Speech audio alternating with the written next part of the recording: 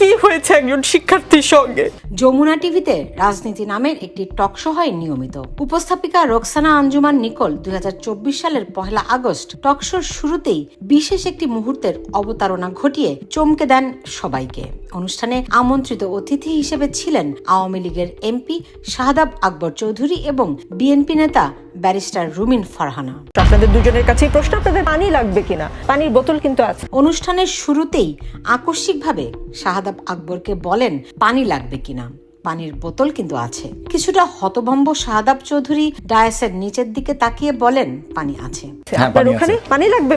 পানি আছে। এরপর শুরু হয় নিকোলের আবেগময় টানা সংলাপ। একটি পানির বোতল হাতে উঁচিয়ে তিনি দ্রুত গতিতে বলতে থাকেন, হ্যাঁ, এরকম একটা বোতল আছে। মুগ্ধ আমাদের জন্য অনেকগুলো পানির বোতল রেখে গিয়েছে, সেই পানি এখানেও আছে। এরপর ধরে আসে তার কণ্ঠ।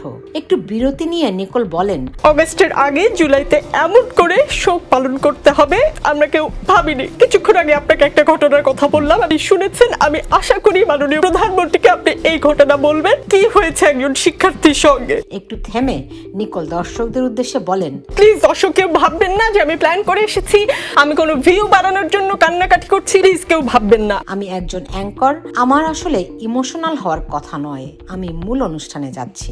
আগস্টের 1 তারিখে নিকোলের এই আবেগ মুহূর্তটি ভাইরাল হয়। শেখ হাসিনা সরকারের বিরুদ্ধে বিভিন্ন পক্ষ ছোট ভিডিও ক্লিপ আকারে এটি ছড়িয়ে দেয় বিভিন্ন ফেসবুক গ্রুপে। নিকোলকে দেয়া হয় কুইন উপাধি। তবে এরপর গত 11 মাসে দেশ জুড়ে নির্মম হত্যা, ধর্ষণ, নিপীড়নের কোনো একটি ঘটনাতেও নিকোলের চোখে আর পানি দেখা যায়নি। এমনকি হাসনাত আব্দুল্লাদের মতো মেটিকুলাস ডিজাইনারদের সঙ্গে ঘনিষ্ঠ সম্পর্ক এবং তাদের বিরিয়ানি খাওয়ানোর কথা তিনি নিজের মুখেই